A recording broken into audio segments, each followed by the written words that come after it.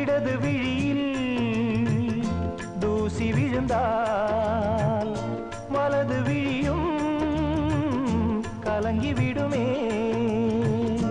இருட்டில் கூட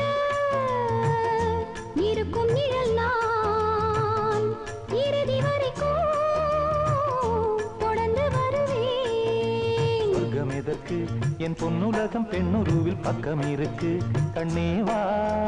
இந்த மனம்தான் என் மன்னவனும் வந்துலவும் நந்தவனம்தான் அன்பேவா. சுமையானது ஒரு சுகமானது சுவை நீரா.